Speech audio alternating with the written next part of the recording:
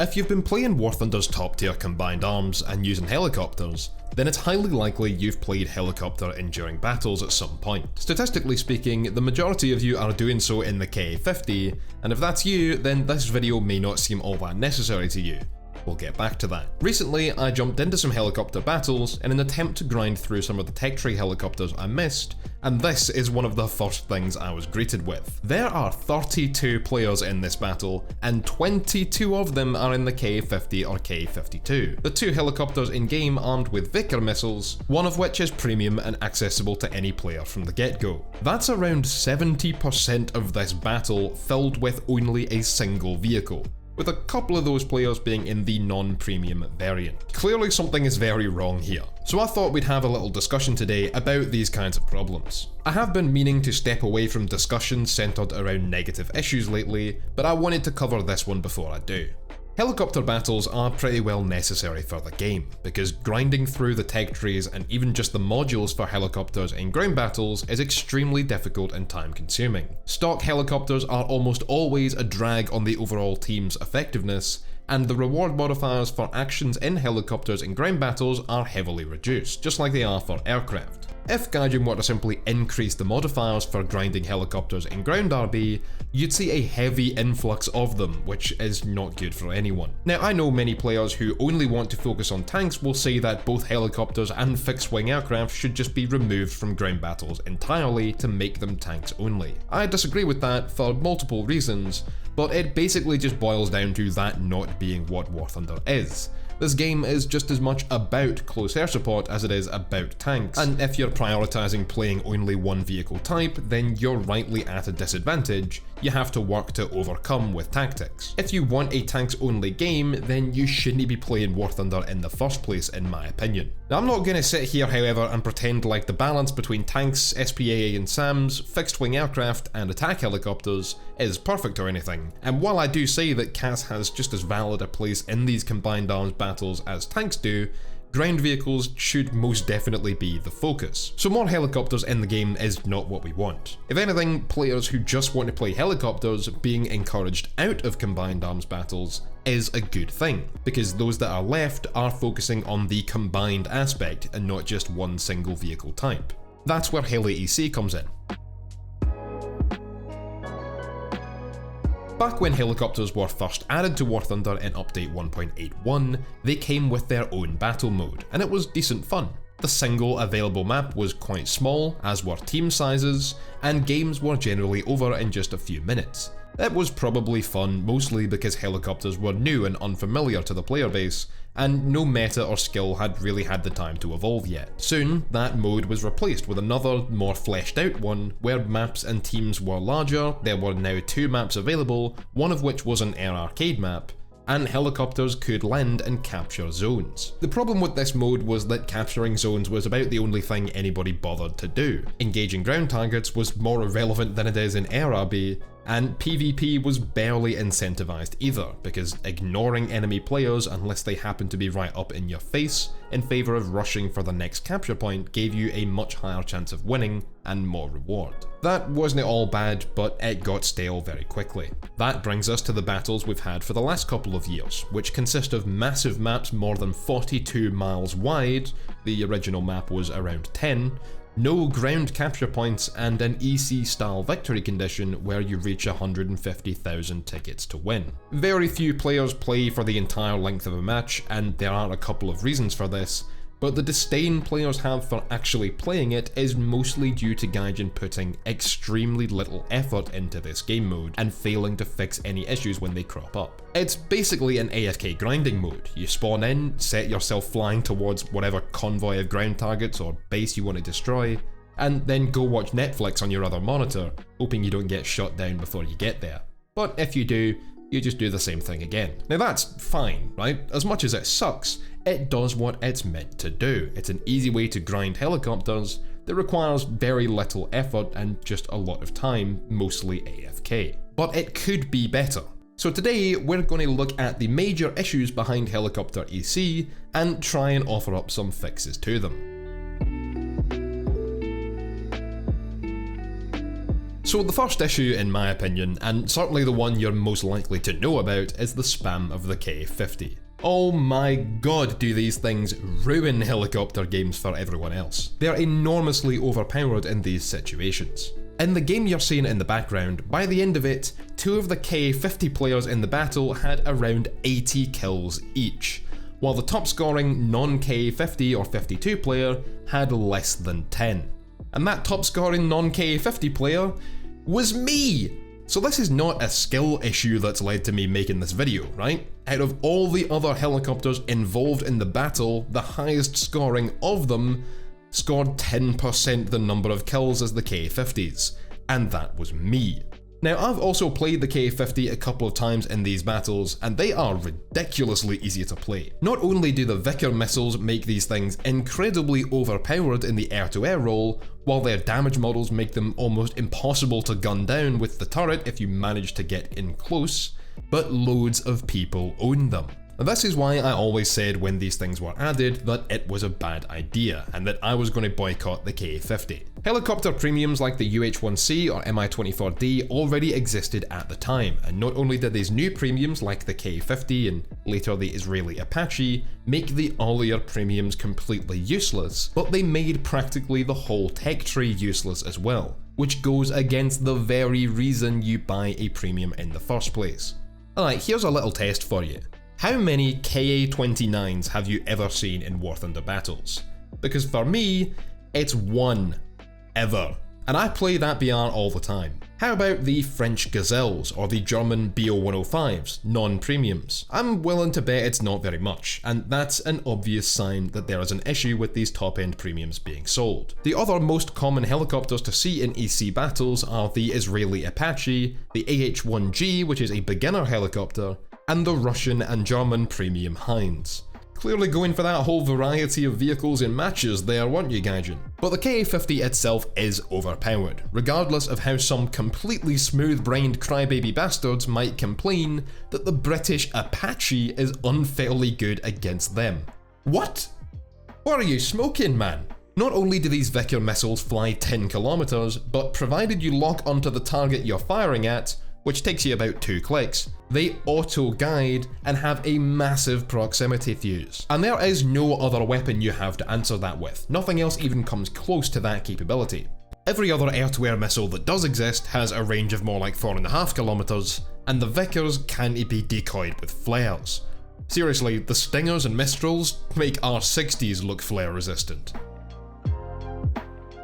And regardless of what defensive maneuvers I pull or how I position, there is nothing I can do to counter these missiles. Now, if I set less than 15 meters above the ground, the proximity fuse on those Vickers missiles won't work, but they can still hit me directly very easily. Imagine if there was a weapon in Call of Duty that was like this, where the players using it were racking up 10 times as many kills as everyone else, and nobody but those users had any way to counter that. That would be patched out in a matter of hours, wouldn't it? Well, in War Thunder, it's apparently more like a couple of years. Alright, so the K-50s, K-52s are problem number 1, and outside of artificially nerfing Vickers, or removing them from helicopter battles altogether, what can we do about them? Because they're already on both teams, so besides the fact that one team can have often a 25% player count advantage, which makes no sense because the games are mixed anyway, these things should balance each other out. In my opinion, the solution to this is extremely easy and obvious, and it's one the game already employs in enduring confrontations for aircraft. Make these helicopters have a timer before you can spawn them in again after you die. That forces players to actually spawn in something else, and the only helicopters that should be immune from these cooldown timers are the beginner helicopters, which everybody can buy once they have a premium anyway. Because battle ratings aren't going to help us here, right?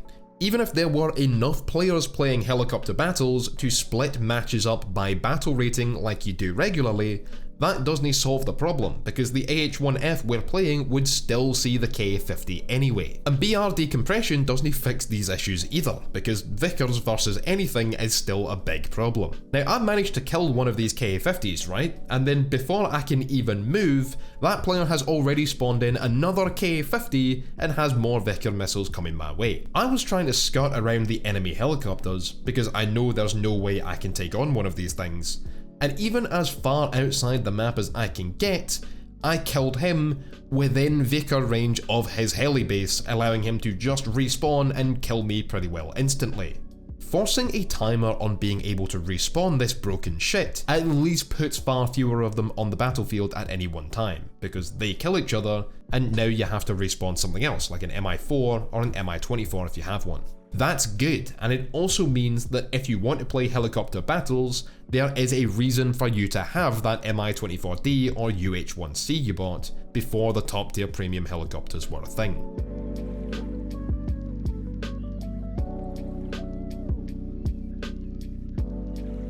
The second major problem with helicopter battles, in my opinion, is the map design, and I'm going to break this one up into two sections.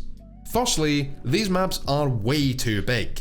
Oh, but Koala, weren't you just talking about how much it sucks that you couldn't get out of range of the K-50's missiles? Surely a bigger map just gives you more room to get away.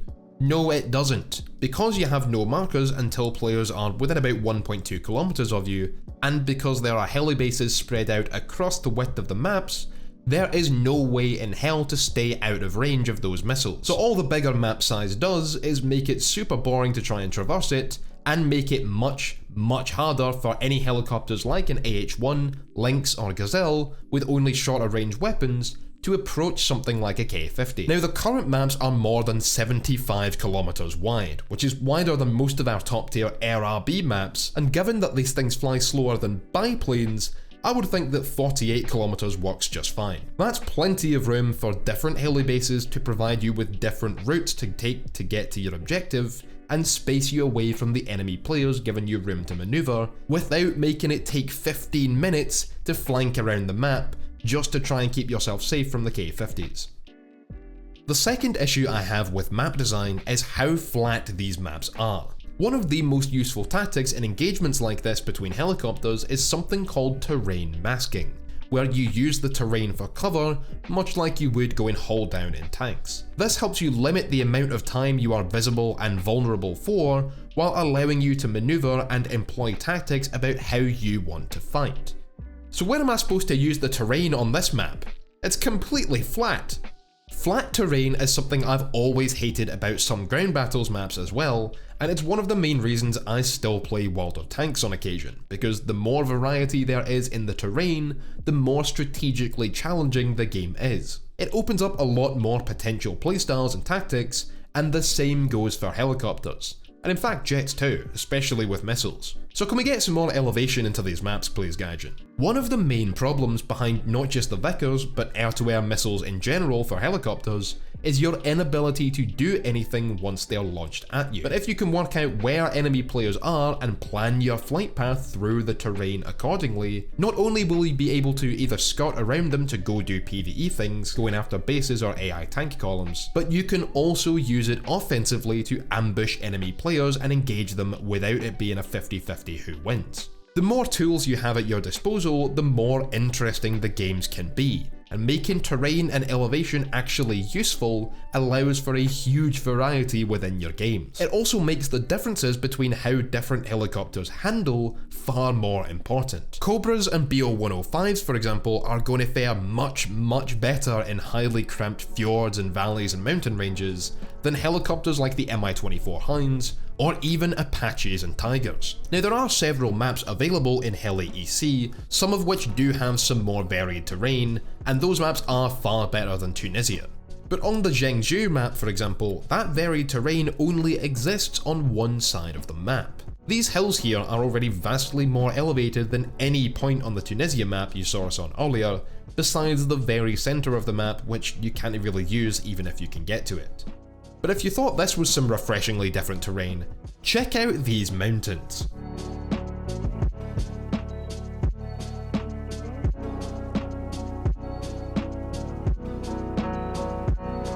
The Afghanistan map also does this relatively well, with there being plenty of mountains you can use, valleys and dips in amongst them, but there is still way too much flat open ground between those mountains, which is where the ground targets always are anyway.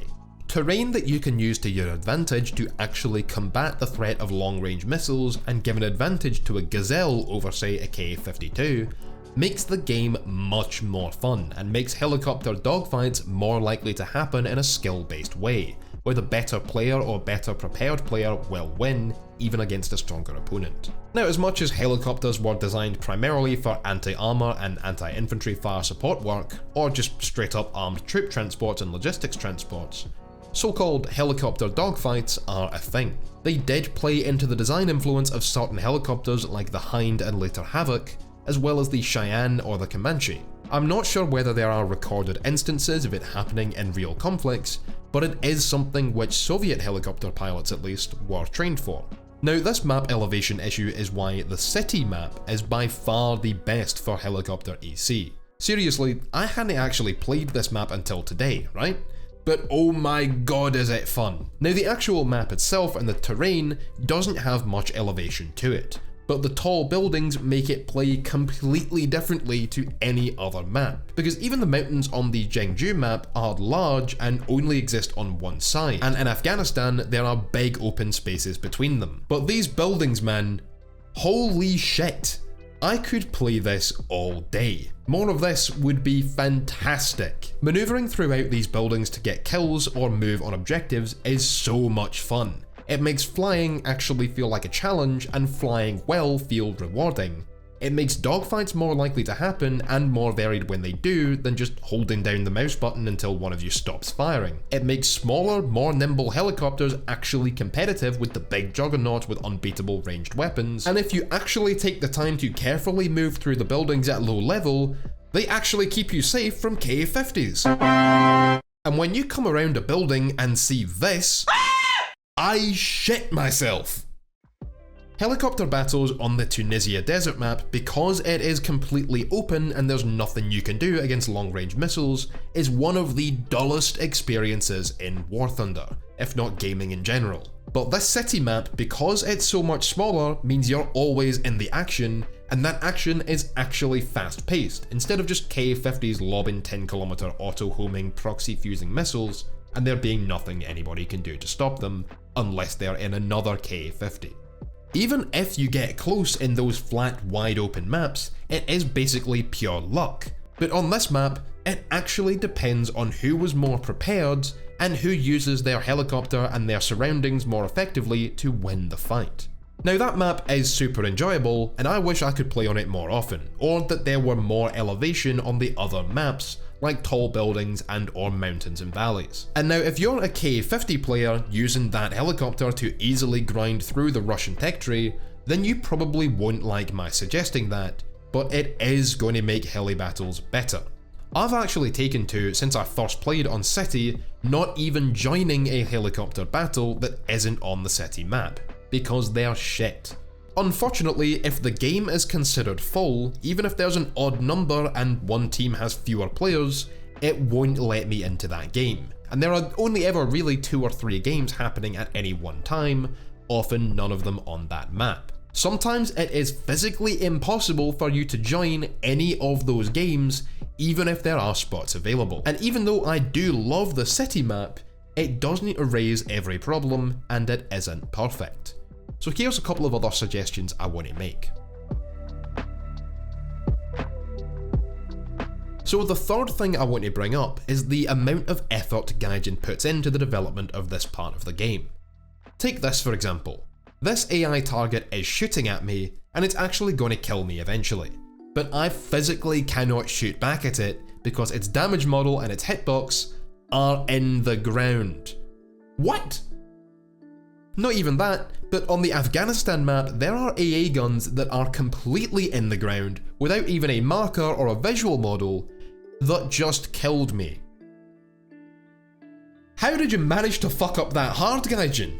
AI tank columns, which are early war tanks by the way, drive directly through massive lakes and out the other side 10 minutes later. Sometimes the game will only let you choose one respawn base, even if there's like 10 available, and if you select a different one, it'll just spawn you at that same one anyway. Damage models of helicopters are monumentally stupid, with sometimes air-to-air missiles to the face doing absolutely nothing, while a couple of machine gun rounds kill you instantly. And even though this is an enduring confrontations mode, where PvE is the main focus actually deciding the outcome of the game, meaning there is no issue in players sitting on their airbase to stay safe behind AA, there is no protection of the bases by any sort of anti-air, meaning you can hover just above the base and gun down anyone the second they take off, with zero repercussion. Seriously, how is there effective AA right next to the tank battles for the heli bases in ground RB, which shoot aircraft that aren't even anywhere near them, but none here? Just flip those two. Fixing some of these issues would make the game so much better. Move the ground objectives around the map dynamically, rather than having the columns of vehicles be so far behind the heli bases that you have to either border hump to get to them, or try and make it through the entire enemy team in your Alouette or Huey with only 80 GMs. Protect the heli bases with some Shilkas or Vulcans or something, maybe even short-range SAMs. Not Rolands though, that was really bad for RRB. Some AI infantry or an Avenger with Stinger manpads, the American equivalent to the Type 93, which circle around the heli base periodically, sounds a lot better. Let me actually join a battle if there are only 27 players in it and one team is down 3, it's clearly not full. Fix the AI tanks' driving paths, make them era-appropriate vehicles, make them actually drive throughout the map rather than back in the extreme corners 40 miles away, and for the love of God, get the AI damage models out from under the ground. If Gaijin wants to add in some naval AI targets in the Gulf on the Tunisia map, we could even see the addition of naval helicopters like the Ka-27, more Lynx variants, Sea Kings and Seahawks, NH-90s, and a whole bunch more helicopters for nations like Italy, Japan or Sweden. Come to think of it, the city map could be made slightly bigger to have more room in the ocean for some naval assets as well, and Gaijin could add a couple more maps like a Falklands or Gulf of Sidra map that allow these helicopters to have a continuous role. The last thing I would suggest would be ground-based capture zones that you land on to cap and then maybe get as respawn bases. Having helicopters able to land on capture zones to cap them was the best addition to that middle heli mode we talked about that used to exist. And you could actually respawn at them too if no enemies were in the area. Even if it means absolutely nothing else, it gives some of the beginner helicopters like the Mi-4 or Alouette 3 something which they do just as well as the K-50s or Apaches. You could even go one step further, although this next bit is completely unnecessary, just an idea. If Gaijin decided to classify different types of helicopters, just like we have fighters, bombers and strike aircraft, or heavy tanks and tank destroyers and such, we could have our troop-carrying helicopters like Hueys, Hinds, Lynxes, etc. be the ones able to capture ground capture zones, like they're unloading a squadron of infantry. Meanwhile, everyone can capture the aerial points, or maybe only attack helicopters like the Cobra or Mi-28 Havoc can do that. This also gives more reason to add some naval helicopters, as almost all of them have a secondary role in troop carrying capacity or search and rescue, meaning they could capture the landing zones as well and be useful on every map. Unironically, one of the perfect potential helicopter EC maps, which would also make for an amazing top tier RRB map, is the one from the helicopter test flights. Add in respawn bases over to the left and right, both up in the foothills and down on the flatter terrain areas, and flatten off the tops of some of the hills and mountains to make room for bombing bases or capture points. Sprinkle in some more roads along which AI tank and vehicle columns can drive, and maybe even add in some high-rise buildings. After all, the places you see named on this map are meant to be the most populous cities among the region of the Caucasus in Russia, not these large villages with mostly single-story wooden houses and thatched roofs.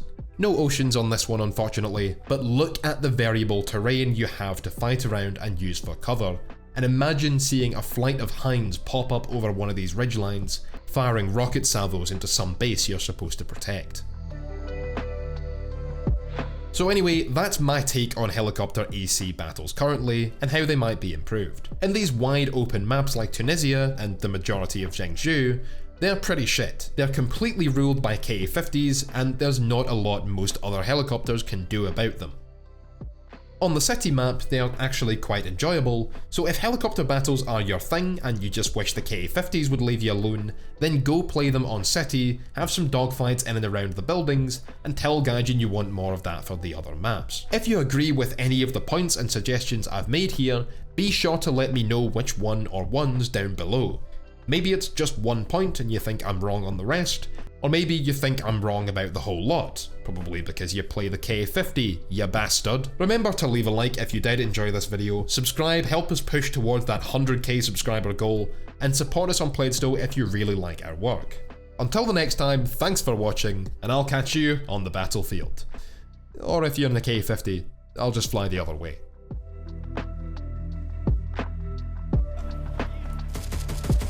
Shit, there's more of them. Let's see if I can... Oh, right in the window. Oh, that was beautiful. Oh my god, did you guys see that? That was the best fucking grenade throw I've ever done.